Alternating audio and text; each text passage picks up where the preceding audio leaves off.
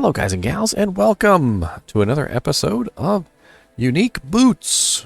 Well, unique items. This is just simply one of those episodes called Unique Boots. So, in this episode, I plan to go over all of the unique boots that are in Diablo 2 and will soon be in Diablo II Resurrected. So, I don't have any intention on telling you exactly how to use these boots, what characters to use these boots on. What I want to do is I want to present them to you, kind of explain what stats are on them, what special abilities they might have, and give you ideas, in your head. You're thinking in your head, you're like, hey, that would be pretty good on my bear druid. Yeah, that'd be pretty sweet on my freaking fury barbarian, whatever it is that you specifically think that these boots are good for, that's what I'm hoping. All right, so without further ado, let's get started with the Hotspur boots. They are the first of the line of normal uniques, and the normal uniques, some of them are actually pretty nice. I'm not gonna to lie to you and say that they're gonna be viable at level 99 or anything, but I mean one of them might, and that's the one that gives crushing blow. But there's probably some better options by then. So first off, right off the bat, we've got Hotspur boots, level 5, 3 to 6 fire damage, 6 defense, 15 to life, 15% maximum fire resist, and fire resist 45%. So as you can see there, plus 15% maximum fire resist and fire resist 40% are really their two key features there. A very good way to cap out your fire resist at 90%. So if you were to have, obviously 75% fire resist, that would be capped, and then this gives you 15% to your max on top of that. So you have 75 plus 15, which is going to get you 90. And then it helps out getting to that cap by giving you a solid 45%. So you only have to get basically 55% more, or sorry, another 45%, and you're at cap, at least for normal difficulty anyway. Very nice for level 5. It's definitely going to help you out with a lot of fire damage monsters. And, I could totally see somebody rocking this even in normal Diablo, so that Diablo doesn't fry you with the fire damage that he does, those big fire circles. Like I guess you could call them novas, fire novas that he does. As for variants, there's very little on the Hotspur boots. It's pretty much just the defense. It also has that 3 to 6 fire damage with that level 5. It's honestly enough fire damage for you to punch something to death.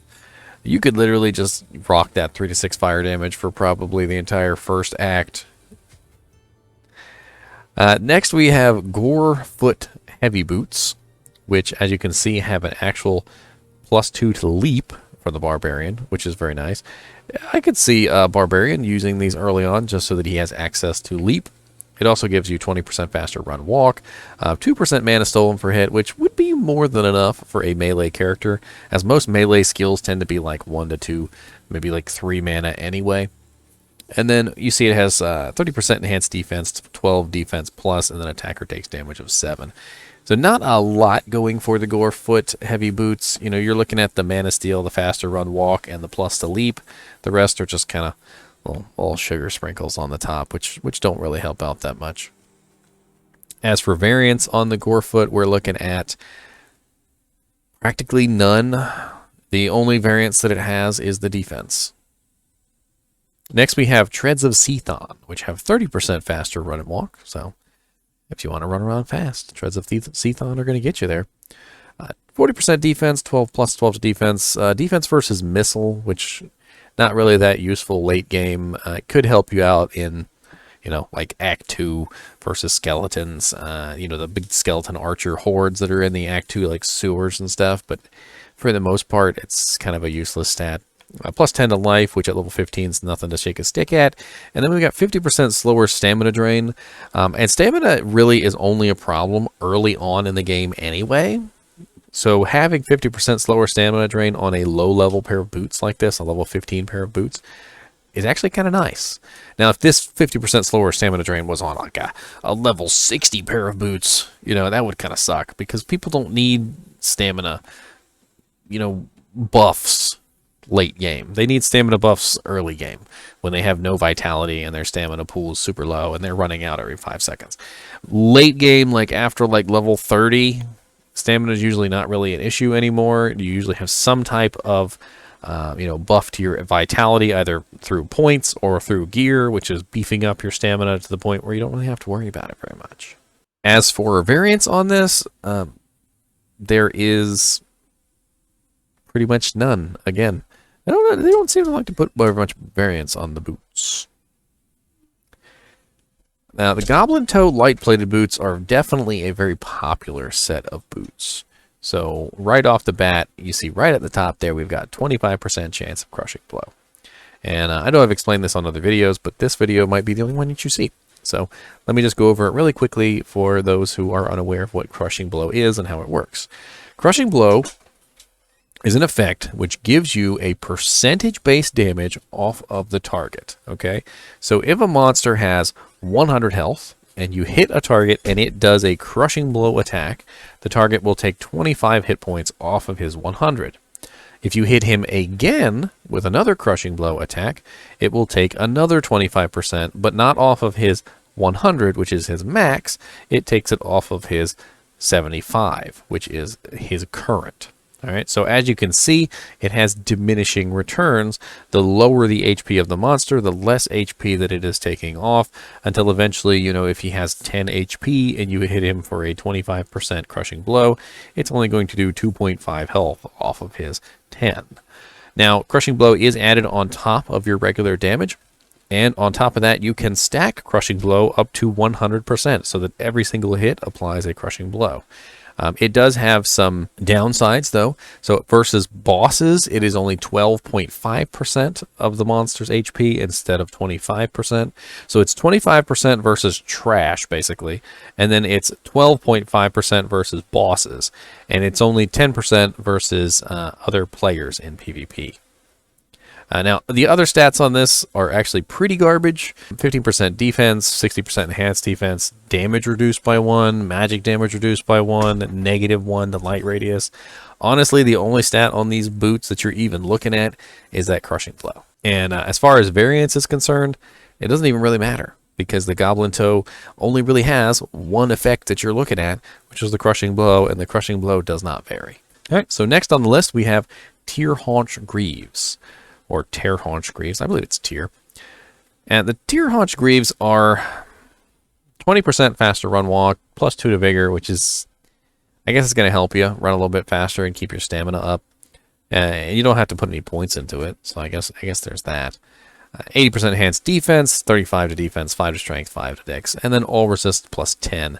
So as a pair of boots, all resist +10 is kind of interesting to look at there, and then it has 5 strength and 5 dex, which might help you put on another piece of equipment, but it does have a rather high strength requirement at 70. So for characters that are not building strength deliberately, that might be hard to come by. All in all, as a pair of boots, it's not like the best in the world. If you happen to find them on a paladin specifically, it might be fun to use them just so you can have vigor for a while. And all resist 10 is going to help you out a little bit, but when you get to places like Nightmare and Hell, all resist 10 just really doesn't cut it anymore. You need a lot more than all resistances 10. As for variances on the Tearhaunch boots, there is practically none. The stats, the +2 to vigor, the all resistances, all of it stays the same. The only thing that varies is the defense. Next, we have the Infernostride boots, and this is the first pair of boots that is Nightmare. So as you can see, it's the Nightmare version of the boots. Literally just boots. That's all they're called, just boots. So these are the Demon Hide boots. 5% chance to cast level 8 Blaze when struck, which Blaze is kind of meh of an ability. Like, it's not just that it doesn't really do very much damage, it's that, like, it goes behind you and the monsters are generally in front of you and you kind of have to run around and, like, make it effective. So if you just stand there, it doesn't really do anything because it's underneath of you. I don't know. Never really much cared for Blaze. So we have 20% faster run walk, which is nice to have on a pair of boots. 12 to 33 fire damage, which by level 29 isn't going to be that much. 150% enhanced defense, +15 defense. Now he has 10% maximum fire resist and fire resist 30. So as you can see, it's very comparable to the Hotspur boots, which is 15% to maximum fire resist and 45%. fire. So in terms of that magical effect of boosting up your fire resistance, Hotspurs actually beats it out. Infernostride are almost like an inferior version of Hotspurs that has a couple extra effects that you might actually want, like faster run walk and faster run walk. That's pretty much it. Faster run walk. So you're going to give up 5% on your max resist, and you're going to give up 15% on the fire, so you can get 20% faster run walk. It's kind of a silly trade-off. Now, before I go any further, there was one thing I forgot to talk about, and that is, you notice that I'm on an assassin, specifically. Well, the reason why I'm on an assassin specifically is because if you notice, there is a special modifier for boots, kick damage 3 to 8. So every pair of boots has its own kick damage, and kick damage affects assassin's main ability, finisher, which is a kick, dragon tail, and dragon talon, and dragon tail. Not dragon claw and not dragon. No, dragon flight is affected by it as well, but not dragon claw. So you see here, Hotspur boots has 3 to 8 kick damage. Gorefoot boots has 4 to 10 kick damage. Treads of Cthon is 6 to 12. Goblin Toe is 8 to 16. Tearhaunch greaves is 10 to 20. So if you are an assassin and you are trying to kick things to death, which there are entire builds around kicking assassins, you're going to need to find a good pair of boots. And we'll get to a very nice pair of boots at the end of this video. So next on the list we have Waterwalk Sharkskin boots, and the Waterwalk Sharkskin boots are 20% faster run walk, 100 defense versus missile, kind of a garbage stat, 15 to dexterity, 65 to life, 40 maximum stamina. At level 32 you shouldn't be having problems with stamina. Heal stamina plus 50%, again you shouldn't be having problems with stamina by level 32, plus 5% to maximum fire resist. So kind of a weird pair of boots. I don't really know what to think about these. I guess if you're having trouble with stamina at level 32, you could slap them on for a little while. 65 to life is actually quite a lot, and then 15 to dexterity. So if you're having a little bit of trouble equipping something that you don't want to put dexterity into your main stats, it could come in handy. I don't really know what to think about this pair of boots. It does have 28 to 50 kick damage, so if you were an assassin and you found this pair of boots, might be a good pair of boots to put on early on, just so you have some extra kick damage. And as far as variance is concerned, it really doesn't have much variance at all, except for the plus to life, which is 45 to 65. And if you're going to put on a pair of these, you probably want the ones with higher life. Then we have Silkweave Mesh Boots. I always love that name, Mesh Boots. That's cool. Silkweave Mesh Boots are 30% faster run walk, 100% 90% enhanced defense, 200 defense versus missile. Again, another kind of garbage stat. Increase maximum mana by 10%, and plus 5 to mana attribute to kill. So really the only two stats even worth looking at there are 30% faster run walk and increase maximum mana 10%. So if you were a caster class, like a... what do I put it? Like a sorceress who's building energy shield, and you've already got on, you know, like frostburn gauntlets or something, and then you got 2 Soges, and then you slap on one of these Silkweaves for an extra 10% increased maximum mana. You know, you'd be looking at a good 100% extra mana to your energy shield, which would be a pretty high amount of life that it's going to give you. You know, because an energy shield is essentially your life when you're building that.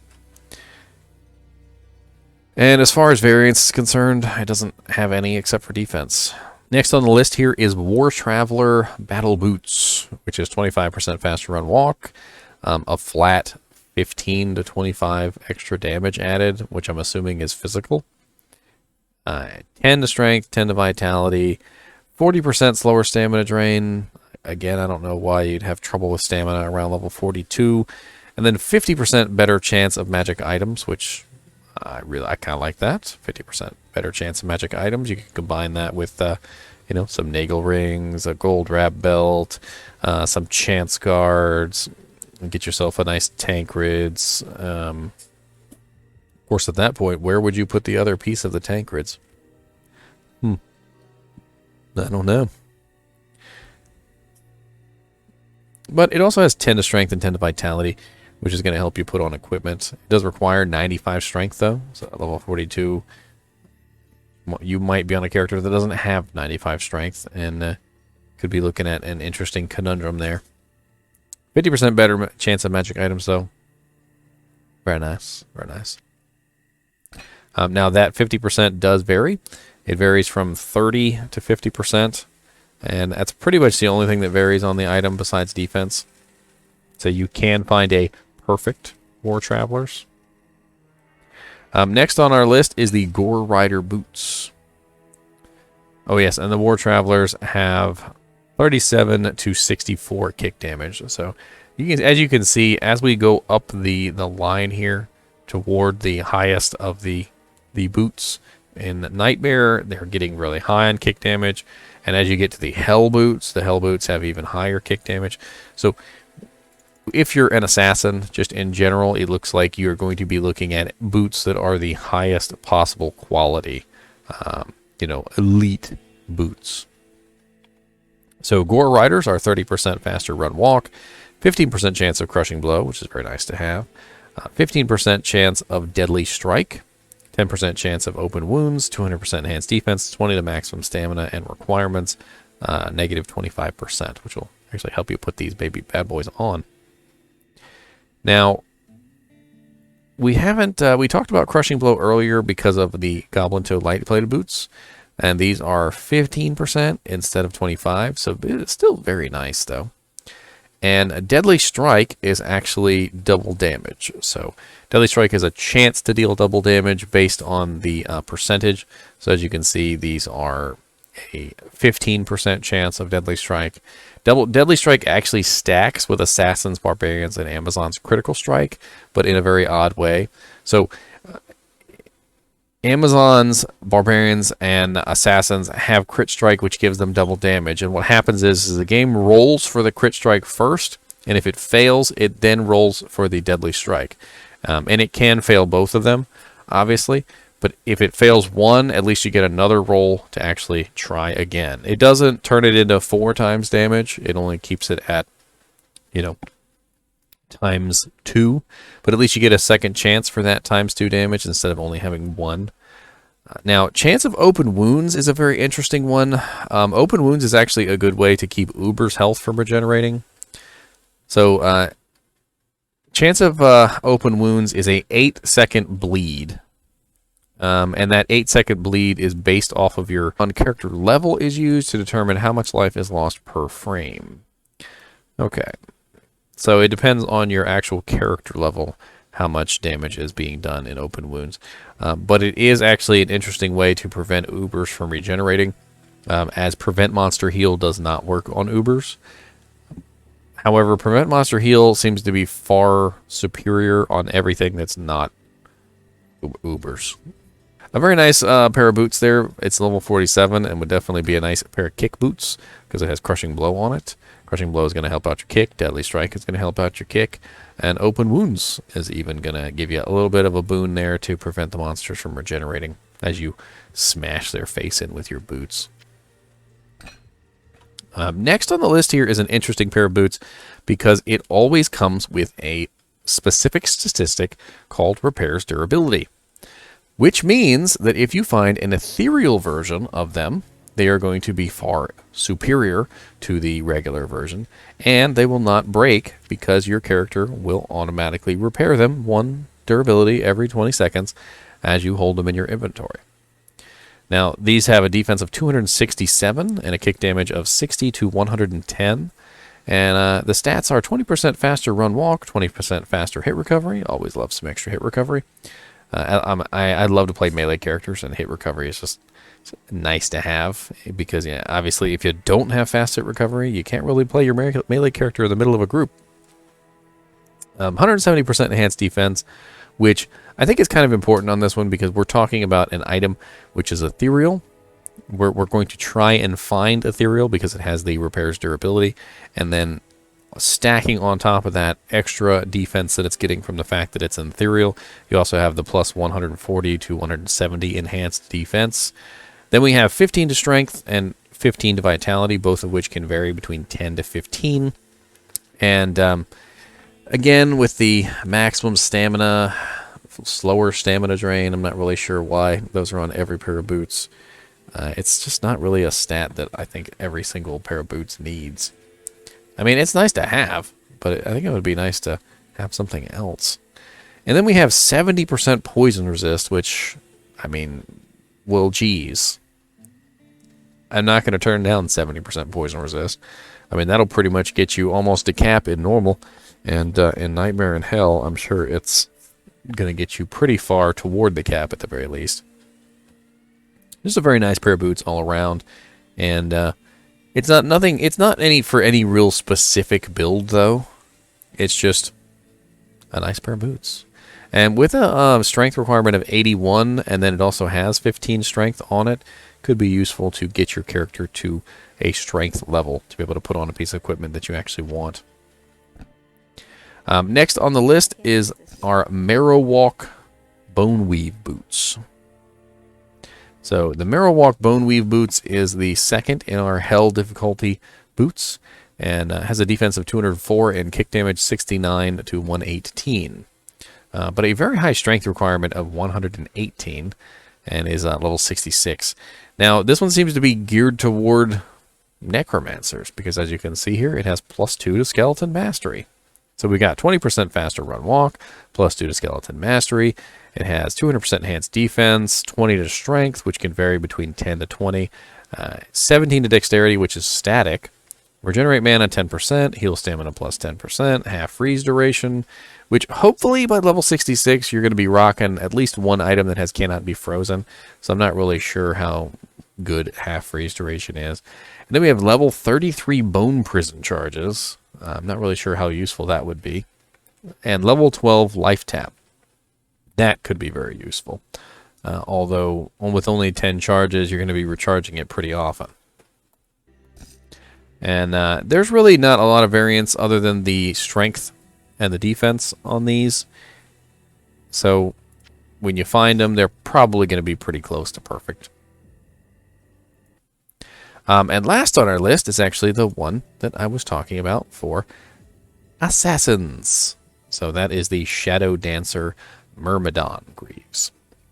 Those are +2 to Shadow Disciplines. So obviously, as you can see, very nice for an assassin. 30% faster run walk, 30% faster hit recovery.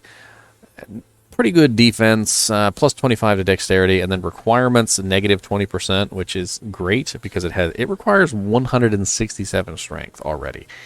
And if it didn't have those -20% requirements, I'm not quite sure how you'd put those on without just putting every single point into strength or getting a lot of plus to strength equipment. Now, of course, the reason why assassins would want to use these over something like Sandstorm Trek boots is because of the damage. As you can see, Sandstorm Trek boots are 60 to 110 kick damage, whereas Shadow Dancer Greaves are 83 to 149. And because this is the only way for an assassin to get kick damage is through their boots, they're going to want the highest damage kick boots that they can possibly get. Now, of course, Gore Riders do have Crushing Blow on them, so if you are an assassin who is having trouble getting their Crushing Blow to 100%, it might be better to run Gore Riders than Shadow Dancer Greaves. But if you already have your Crushing Blow worked out to the point where you're satisfied with it, if it's at 100% or close to 100%, and you don't need that 15% that's coming from the Gore Rider boots, then of course Shadow Dancer Greaves are probably the better choice. All right. Now, like with all my videos, I'd like to show everybody how to find these items. So first off, we're going to go to the Silospen drop calculator, which will be in the description of this video, to show you guys and gals how to find these items. So the first item that we're going to look for is, let's say I want to find myself a pair of Goblin Toe light-plated boots. All right, we're going to do Goblin Toe light-plated boots. So we got base item is unique. And we're going to find our Goblin Toes. Where, yeah, Goblin Toes.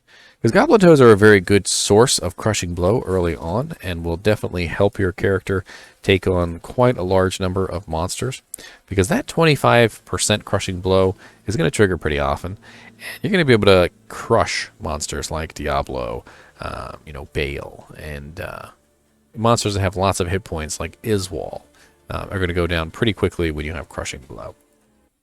So where do we find this? So we have 400% magic find. We are looking at monster type. Let's go super unique. So let's see if there's a good super unique to find these from. And we have 8 players in our group. We have 400 magic find. Bale in Nightmare has a very good possibility of dropping this particular, Qlvl the Cursed has a very good, in Nightmare has a very good chance that he's in the Throne of Destruction. Ancient Ka the Soulless and Talrash's Tomb. Lots of monsters in the Secret Qlvl have a very good chance of dropping a Goblin Toe plated boots, so you might consider going to Secret Qlvl in normal and farming for those. Of course, you have a slightly better chance of getting these in Nightmare, and an even better chance of getting these in Hell. And that just depends on what's easiest for you. So if you want to farm Nightmare Qlvl for these, you happen to have a good character. There are a lot of items that can drop in Nightmare Qlvl, so you might not get these in particular, but you might find something. And let's look at regular monsters. So what regular monsters? We're looking at abominable snowmen's in snow yetis in the frozen river have a pretty good chance to drop this.